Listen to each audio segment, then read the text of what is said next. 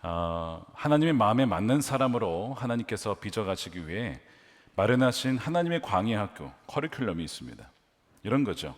혼자 있을 때, 외로울 때, 미움과 시기를 당할 때, 위기에 처할 때, 궁핍할 때, 승리했을 때, 실패했을 때, 상처받았을 때, 유혹당할 때, 복수하고 싶을 때 어떻게 해야 되는가? 그리고 이 모든 환경과 사건과 어려움을 통해서 하나님께서 어떻게 역사하시고 우리를 빚어가시는지 우리는 지금 보고 있습니다. 다윗이 그렇게 만들어가고 계시고요. 우리도 마찬가지입니다. 우리의 삶에 일어나는 사건들이 우연히 일어나는 것이 아니라 그 모든 것이 하나님의 학교, 하나님께서 마음에 맞는 사람을 만드시기 위한 학교예요. 근데 오늘 25장에 굉장히 중요한 과목을 다윗이 수강을 하게 됩니다. 누군가 선을 악으로 갚을 때 혹은 누군가가 자신을 모욕할 때 어떻게 반응해야 될까에 대한 부분입니다. 자, 그것을 주목해 보시기 바랍니다. 먼저 오늘 1절은 우리가 읽지 않았지만 사무엘의 죽음으로 시작합니다. 어둠의 등불이 되었던 사무엘, 이제는 그 역할을 다하고 다윗에게 그 배턴을 넘겨주고 하나님께서 불러가셨습니다. 다윗의 입장에서는 이 사무엘의 죽음이 자신의 어떻게 보면 좀 위험한 상황이 됐다라고 생각했을 겁니다. 왜냐하면 다윗에게 기름 부은 자가 사무엘이고 그에게 호의적으로 베풀어줬던 자가 사무엘인데 그런 보호자가 사라진 것만 같은 것이죠. 그래서 다윗은 사울을 피하여 유다의 더 깊은 남쪽으로 피신을 가게 됩니다. 바란 광야라고 하는 것입니다. 거의 이집트에 가까운 쪽인데요. 굉장히 남쪽이에요. 근데 거기는 블레셋이 더 자주 출몰하는 곳이고 또 거기에 누가 살고 있었냐면 나발이라고 하는 부자가 살고 있었습니다. 이 나발은 유다 지파의 소속이면서 갈렙 족속입니다. 굉장히 부자였는데 거기에 이제 블레셋이 자주 이제 침공을 하니까 다윗과 부하들이 그의 종들과 그의 재산을 지켜줬어요. 그래서 이 나발의 종들이 굉장히 이 다윗과 부하들에게 감사하는 표현을 합니다. 어떤 증언을 하냐면 15절 보십시오. 그들은 우리에게 매우 잘하여 준 사람들입니다. 오히려 우리가 그들과 함께 있으면서 양을 칠 동안에는 그들이 밤이나 낮이나 우리를 성벽과 같이 잘 보살펴 주었습니다. 이런 얘기를 해요. 그래서 이제 시기가 지나서 양털 깎는 시기, 축제 시기가 옵니다. 그래서 이 다윗이 지금 같이 하는 부하들이 한 600명, 얼마나 음식이 많이 들겠습니까? 그러니까 그것을 좀 얻고자 적절한 시기예요. 그래서 예의를 갖추어서 부하들을 이 나발에게 보냅니다. 음식을 좀 달라는 거예요. 그래서 우리의 종들을 당신의 종처럼 여겨주시고 다윗을 당신의 아들같이 여겨주셔서 음식을 좀 보내주시면 감사하겠습니다. 그렇게 보냅니다. 그리고 당연히 이제 음식을 줄 줄 알았죠. 왜냐하면 보호해 주었으니까요. 근데 그렇게 기대를 했지만 돌아온 것은 그것이 아니었습니다. 배신이 어떻게 보면 심한 모욕과 조롱을 당합니다. 자, 10절에 나발이 뭐라고 하냐면 도대체 다윗이란 자가 누구며 이새의 아들이 누구냐? 분명히 알고 있었어요. 모른 척하는 거예요. 무시하는 거예요. 요즘은 종들이 모두 저마다 주인에게서 뛰쳐나가는 세상이 되었다. 이 다윗을 무슨 주인을 배신하고 배은망덕하게 그렇게 돌아다니는 어떤 불황자처럼 다윗을 취급하는 겁니다. 이뿐만이 아니라 이 나발은 성경이 표현하기를 뭐라고 되어 있냐면 그는 고집이 세고 행실이 포악했다라고 했거든요. 그리고 굉장히 자기 중심적인 교만한 사람이었습니다. 그 증거가 11절이에요. 내가 어찌 내 떡과 내 물과 내 양털 깎는 자를 위하여 잡은 내 고기를 가져다가 어디서 왔는지도 알지 못한 자에게 주겠냐. 자, 여기에 반복된 표현이 뭐죠? 내 양, 내 물, 내 양털 깎는 자 이러면서 다 내 거라고. 맞는 말이지만 여러분 왜 이 나발이 이런 얘기를 하냐면 진짜 이게 다 자기 거라고 생각하는 거예요. 여러분 나발이라는 이름의 뜻이 뭔지 아십니까? 어리석은 자입니다. 바보란 뜻이에요. 그럼 왜 어리석냐?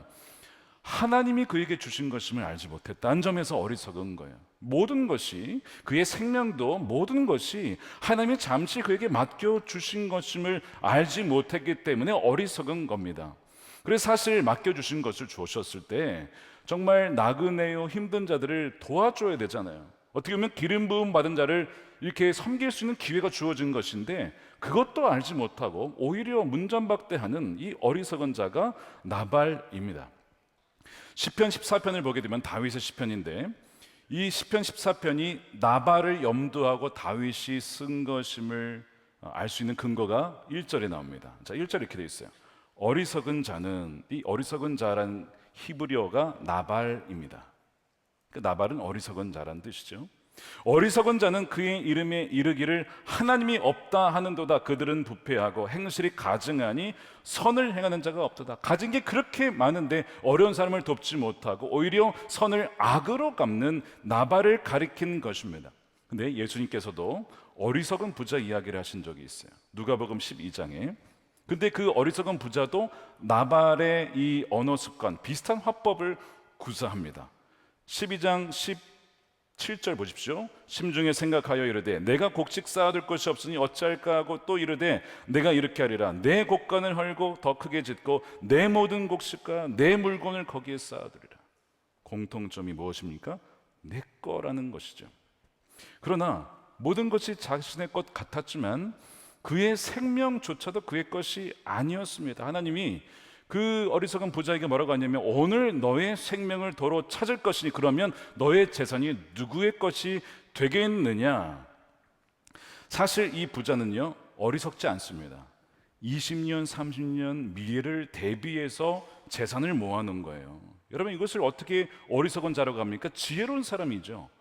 재난의 때에 위기의 때를 대비해서 재산을 모아둔 거니까 지혜로운 사람이죠. 그런데 왜 어리석냐면 가진 재산은 많았지만 하나님께 대해서는 부유하지 못했다라고 얘기를 해요.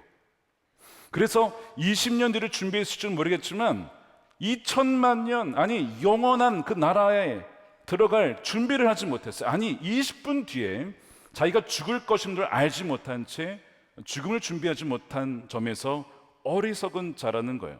그래서 이 부자는 바로 나발의 신약 버전입니다. 오늘 본문은 나발의 어리석음을 보여줘요. 우리가 가진 모든 것이 하나님의 잠시 주신 거예요. 심지어 생명도. 여러분 우리가 아침에 눈을 뜨잖아요. 이 눈을 뜨는 게 당연한 게 아닙니다. 우리가 눈을 감고 그냥 그대로 죽었을 수도 있어요. 근데 하나님께서 호흡을 주셨어요. 생명을 주셨어요. 살게 하셨어요. 아, 하나님 감사합니다. 생명 주셔서 감사합니다. 오늘 하루 주셔서 감사합니다. 그것이 당연한 것이 아니라고 하는 것이죠. 왜 갈렙이라고 하는 위대한 믿음의 선조의 후손이 이렇게 되었을까요? 이렇게 되지 않으려면 어떻게 해야 될까요? 제가 비결을 알려드릴게요. 우리 삶의 모든 것이 하나님의 은혜임을 기억하고 감사하시길 바랍니다. 어느 것 하나 당연한 것이 없음을 찬양 가사처럼 모든 것이 주님의 은혜임을 기억하고 하나님께 감사하는 자가 바로 지혜로운 자입니다. 하나님의 은혜로 아무것도 은혜 없이는 내가 이룰 수 없음을 고백하며 나아가는 지혜로운 자가 되시기를 축복합니다. 다윗은 나발에게 선대했지만 돌아온 것은 무례함과 모욕이었어요. 이 나발도 문제지만 그러나 우리가 주목해야 될 것은 바로 다윗과 그의 반응입니다. 이 무례함에 다윗이 어떻게 반응하느냐. 자, 지난주에 사울을 눈앞에 두고도 죽이지 않고 그냥 풀어주었습니다. 그랬던 다윗이에요. 근데 오늘 보니까 이 나발의 아주 무례한 언행과 태도에 그가 인내하지 못하고 폭발하고 맙니다. 그래서 13절에 보니까 자기 부하들에게 명령하였다. 허리에 칼을 차라. 저마다 허리에 칼을 차고 다윗도 허리에 칼을 차고 400명을 동원해서 나발과 그의 남자들 다 죽이겠다고 하는 거예요. 여러분, 나발의 모욕적인 대우가 물론 문제이긴 하죠. 근데 사울에 비할 바는 아니죠. 아니, 사울은 그렇게 풀어줬는데 왜 나발에 대해서는 참지 못했을까? 물론 누구라도 이러한 모욕을 당했더라면 아마 뚜껑이 열렸을 겁니다. 눈이 뒤집혔을 거예요. 아마 다 칼을 쥐었을 겁니다. 이해는 가죠. 어떤 사람은 그래요. 다윗이 너무 배고파서 그랬다. 너무 배고프면 사람이 이렇게 화가 난다. 왜 먹을 거 안 주냐 이거죠. 이렇게 얘기하시는 분도 있는데 뭐 그럴 수도 있지만 여러분 굉장히 중요한 교훈이 담겨 있어요.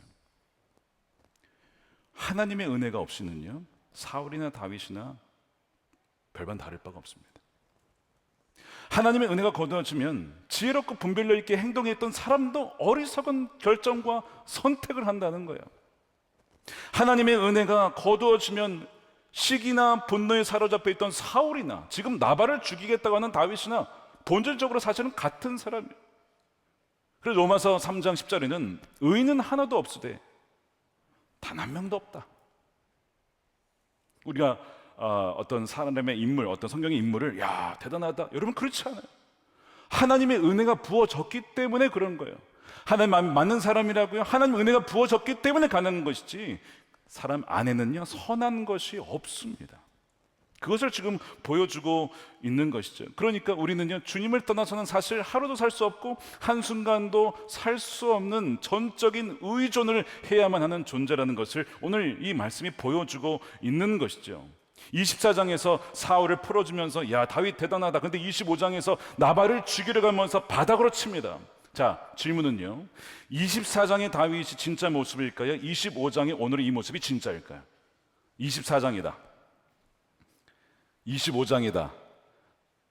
이게 좀 아무것도 손 안 드신 분은 지혜로운 분이십니다. 정답은 둘 다입니다. 왜 둘 다냐고요? 24장에 다윗이 사울을 풀어줄 수 있었던 것은 전적인 하나님의 은혜에 사로잡혀 있었기 때문에 그래요. 그래서 풀어줄 수 있는 거예요. 근데 순간 주님을 바라보는 시선이 놓쳤을 때 다윗은요 이성을 잃어버립니다. 그리고 어리석은 선택을 내리려고 하는 거예요.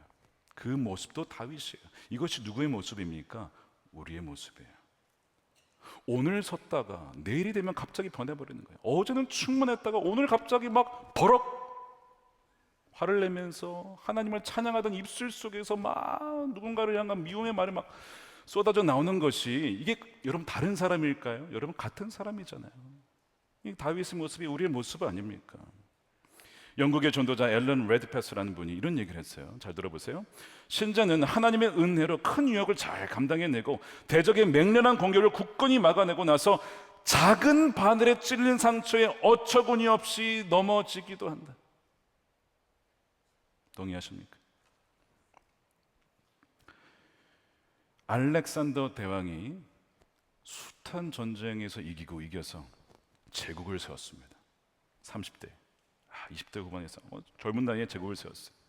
근데 그가 갑자기 고열에 시달리더니 죽었습니다. 아직도 왜 죽었는지 모른대요. 근데 고열에 시달리다가 죽었기 때문에 아마도 말라리아로 죽었을 것이다 라고 추정하는 학자가 있습니다. 만약 그의 말이 맞다면요 이런 겁니다. 숱한 전쟁에서 수많은 화살과 칼날을 다 피했어요. 근데 모기의 침 한 방에 죽은 겁니다. 아이러니하지 않습니까? 오랜 기간 신실하게 신앙의 길을 걸었고 지난거에 숱한 죄와 승리했다 할지라도 내가 오늘 은혜 안에 머물지 않은 하루가 있다면 마귀는 바로 그때를 노리는 거예요. 마귀는 기다렸다가 이때를 노리고 침을 탁 쏘는 겁니다. 말라리아에 걸리도록 탁 쏘는 것입니다. 영혼의 치명타를 날리는 거예요. 요한복음 15장에 예수님께서 뭐라고 하냐면 나는 포도나무다. 너희는 가지인데 내 안에 머물러 있어야 된다. 붙어 있어야 된다. 그래야만 너희가 열매를 많이 맺을 수 있어. 근데 어느 한순간 이것이 딱 떨어지면 잠시는 살 수 있을지 모르겠지만 결국에는 너희는 메말라질 거야 라고 하면서 내 안에 머물러 있어라. 내게 붙어 있으라. 이것은 한 번이 아니고요, 두 번이 아니고요, 계속이죠. 어떻게 해요? 하나님의 말씀 안에 묵상하며 머무르고 기도 가운데 머무르고 그 다음에 거기 보면 내 사랑 안에 머물러 있어라. 왜 그렇게 화를 내니? 뭐가 그렇게 두려우니? 뭐가 그렇게 조급하니? 날마다 주님의 그 은혜 안에 머무는 여러분 되시기를 축복합니다. 다윗이 분별력을 잃은 채 400명을 몰아가지고 나발을 죽이려고 칼차고 갑니다. 근데 그 소식을 나발의 아내 아비가일이 소식을 듣고 급히 이 음식을 다 챙겨가지고 나귀에게 실은 다음에 이 다윗의 경로를 알고 그 앞에 다가서서 탁 쓰고 나귀에서 내려서 무릎을 꿇고 엎드려서 다윗에게 애원을 하며 저의 이야기를 들어달라고, 다 저의 잘못입니다 라고 하면서 간청을 하는 내용이 나와요. 세 가지 핵심 내용이 있습니다. 세 가지. 첫 번째, 아비가일은 막아주시는 주님을 상기시킵니다. 자, 다윗으로 하여금 무엇을 상기시키냐면 주님께서 막아주신 것임을 기억해요. 자, 26절에 장군께서 사람을 죽이시거나 몸소 원수를 갚지 못하도록 막아주신 분은 주님이십니다. 그 주님을 생각나게 만들어요. 주님이 살아계십니다. 지금 다 함께 계십니다. 다윗이 순간 주님을 바라보던 눈이 흐려졌어요. 그러니까 지금 막 분노하고 그거 모욕당했다고 막 지금 칼 뽑고 막 그러고 있는 거거든요. 그런데 지금 아비가일은 막아서서 다시 다윗으로 하여금 주님을 주목하도록 시선을 지금 돌리고 있는 것이죠. 지금까지 당신을 지켜주시고 막아주시고 하신 분이 주님 아닙니까? 주님께로 시선을 향해야 됩니다 라고 지금 아비가일이 설득하고 있어요. 두 번째, 아비가일은 다윗의 정체성을 상기시킵니다. 다윗이 누구인지, 하나님의 약속이 무엇이었는지, 그리하여 그 정체성에 기반하여서 어떻게 살아야 하는지를 보여주는데요. 자, 30절 보십시오. 이제껏 주님께서 당신께, 장군께 약속하신 대로, 야, 이 아비가일이 다윗에게 주신 약속을 알고 있어요. 굉장하지 않습니까? 이미 다윗의 명성이 거기 다 퍼졌다는 거예요. 약속하는데 뭘 약속했냐? 온갖 좋은 일을 모두 베푸셔서 장군님을 이스라엘의 영도자 나기드로 세워주실 겁니다. 좀 있으면 이제 곧 왕이 되실 것입니다. 그런데 지금 공연히 사람을 죽인다든지 몸소 원수를 갚으신다든지 하여서 왕이 되실 때에 후회하시거나 마음에 걸린 일이 없도록 하시기를 바랍니다. 왕이시여, 당신은 왕이십니다. 왕으로서 마땅히 해야 될 일, 하지 말아야 될 일이 있습니다. 근데 어찌하여 공공연히 사람을 죽여서 나중에 왕이 되어서 백성을 죽이는 왕이다, 이런 오점을 남기려 하십니까? 그런 꼬리표를 붙이려 하십니까? 청문회 나갔을 때 과거의 그런 행실로 말미암아 저 사람은 안 된다라고 하는 그런 행위를 왜 하려고 하십니까? 다윗이여, 당신은 나기드이십니다. 당신은 그리스도인이십니다. 당신은 장로입니다. 권사입니다. 집사입니다. 목회자입니다. 하나님의 자녀입니다. 빛으로 소금으로 이 세상에서 살아야 합니다. 정체성을 자꾸 불러일으키는 거죠. 이것이 지금 아비가일이 하는 일이었어요. 그러면서 그 정체성에 기반해서 그러면 어떻게 해야 되냐를 얘기했는데, 주님의 전쟁만을 해야 됩니다라고 얘기를 하죠. 28절입니다. 장군께서는 언제나 주님의 전쟁, 이 주님의 전쟁이라고 하는 것은 하나님을 위한 전쟁, 의로운 전쟁, 불의를 멸하는 전쟁, 이것이 주님의 전쟁이에요. 예를 들어서 골리앗을 물리쳤다는 것, 민족의 위기에 처했을 때에 그런 식으로 전쟁을 해서 이기지 않았습니까? 그래서 하나님께서 다윗에게 복을 주신 거예요. 주님께서 틀림없이 장군님의 집안을 영구히 세워주시고 그의 후손을 통해서 예수님이 오시지 않습니까? 장군께서 사시는 동안 평생토록 아무런 재난이 일어나지 않도록 도와주실 것인데 왜 주님의 전쟁이 아니라 사적인 전쟁, 원수를 갚으시려고 하십니까? 야, 정체성을 보여주고 그의 기반에서 마땅히 해야 될 일이 무엇인지를 말씀을 통해서 미래까지 들여다보면서 다윗으로 하여금 생각나게 하는 거예요. 마지막 세 번째입니다. 아비가일은 원수 갚음이 하나님께 있음을 상기시킵니다. 29절이죠. 그러므로 어느 누가 일어나서 장군님을 죽이려고 쫓아다니는 일이 있더라도 장군님의 생명은 장군께서 섬기시는 주 하나님의 생명 보자기에 싸서 보존하실 것입니다. 저와 여러분들의 생명을 누가 보존하십니까? 하나님이 보존하시는 것입니다. 믿으십니까? 장군님을 거역하는 원수들의 생명은 주님께서 돌팔매로 던지듯이 팽개쳐 버릴 것입니다. 모욕당하셨습니까? 선을 악으로 갚는 것에 대해서 화가 나십니까? 배신당하셨습니까? 억울하십니까? 그러나 정말 그것이 억울한 일이고 그것이 정말 불의한 일이라면 하나님이 반드시 응징하실 것이니 당신의 손에 피를 묻히지 마십시오. 이것이 아비가일의 논지였습니다. 그런데 돌팔매를 언급합니다. 그러니까 다윗이 골리앗을 죽인 사건이 이 먼 남쪽까지 다 알려져 있었죠. 돌팔매는 다윗이 의로운 전쟁이죠. 그래서 하나님만을 의지하여서 원수를 물리친 사건을 상징합니다. 아마 다윗이 돌팔매라는 단어를 아비가일로부터 들었을 때 아마 깜짝 놀랐을 거예요. 그렇지, 내가 그때에 오직 하나님만 의지하고 하나님만 바라보면서 원수를 이겼었지, 하나님이 원수를 이겨주셨지. 근데 어느덧 골리앗이 아니라 이제는 나발이라는 자를 죽인다고 칼을 차고 사울을 점점 닮아가는 내 모습이 이게 뭔가라고 하는 현실 자각이 오는 거예요. 현타가 오는 거예요. 객관화가 되는 거예요. 자기에 대한 객관화, 자기의 영적 현실에 대한 인식이 그때 이 아비가일을 통해서 번쩍 정신이 드는 것이죠.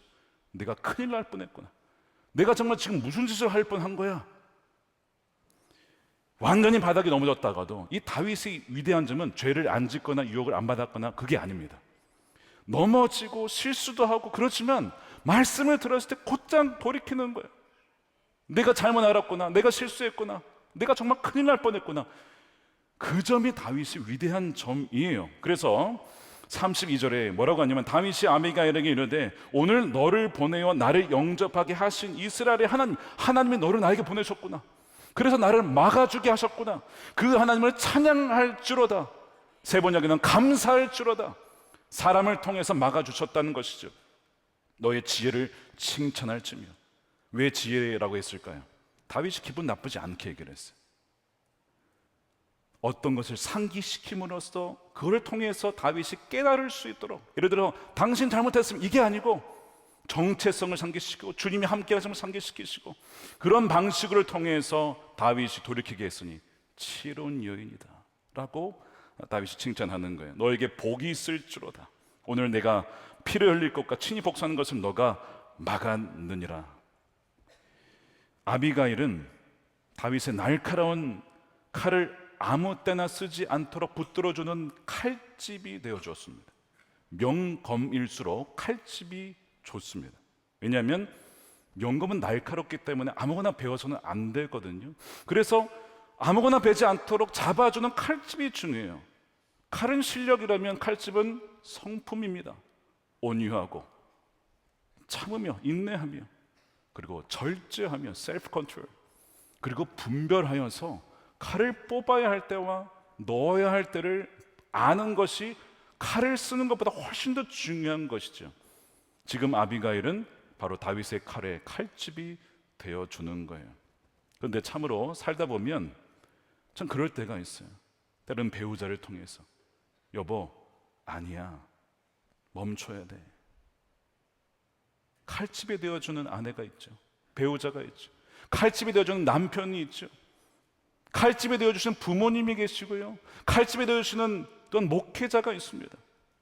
아, 내가 이때 이런 결정을 내렸으면 큰일 날 뻔했구나. 내가 이때 화가 난다고 해서 이런 말을 했다라면 돌이킬 수 없는 일이 벌어질 뻔했구나. 우리로 하여금 하나님께서는 어떤 사람들을 통해서 우리를 막아주시는 그 은혜가 있다는 것입니다. 사랑하는 여러분, 하나님께서는요 우리가 알지 못하는 방식으로 우리의 길을 인도하시고 위험과 어리석은 선택에서 또한 우리를 막아주시는 은혜를 주시는 좋으신 하나님이십니다. 사랑하는 여러분, 막아주심이 뭐예요? 은혜입니다. 다시 한번 물어볼까요? 막아주심이 은혜입니다. 막아주심이 은혜입니다. 돌이켜보면 우리가 정말 많은 과거의 선택의 순간들 속에서 하나님께서 정말 지켜주시고 막아주시는 손길들이 있었음을 보게 돼요. 하나님께서 우리의 뒤에서 지켜주셨고 항상 눈동자같이 지켜보셨으며 주의 오른손으로 우리를 붙잡아 주시고 왼손으로 우리를 위로하시며 도닥여 주시며 우리를 인도하신 그 순간들이 있었던 거예요. 그러므로 여러분, 지금 혹시 다윗의 그 분노에 찬 칼을 손에 쥐고 계십니까? 여러분, 그것을 잠시 내려놓으십시오. 그리고 이 세 가지를 기억하십시오. 뭐예요? 살아계신 주님이 여러분과 함께 하시고, 여러분은 어떤 무엇을 잘해서가 아니라 있는 그대로 하나님의 사랑받는 자녀임을 기억하시고, 세 번째, 억울하십니까? 힘드십니까? 반드시 원수를 하나님께서 갚으실 것입니다. 그러므로 여러분의 손에 피 묻지 마십시오. 그리고 하나님을 신뢰하십시오. 간구하십시오. 막아주시는 은혜를 통해 저를 가장 선한 길로 인도해 주십시오. 그럴 때에 이 은혜 가운데 날마다 주님과 동행하는 여러분들이 될 줄로 믿습니다. 우리 함께 이 시간 기도하겠습니다. 우리가 오늘 성찬을 받는데요, 우리가 오늘 받는 이 성찬은 주님이 우리와 영원히 함께 하시겠다는 약속의 상징입니다. 주님이 이미 우리의 모든 이 죄와 심판에서 막아주시고 구원해 주셨습니다. 그것이 십자가예요. 그래서 주님께서는 이 떡과 포도주를 마실 때 나를 기억하라는 거예요. 너에게 쏟아질 모든 저주와 죄의 값이 이미 다 내가 치렀다. 내 몸에 다 쏟아부었다. 너의 죄는 이미 이 보혈로 정결하게 되었다라고 분명히 말씀하시는 것이죠. 그러므로 오늘 성찬에 참여할 때에 주님과 완전히 연합된 자임을 기억하고 주님은 우리를 떠나지 아니하시며 우리와 늘 함께 하시며 주님의 은혜로 우리를 막아주시고 보호하시는 주님이심을 분명히 누리는 우리 성천의 은혜를 누리는 여러분 되시기를 축복합니다.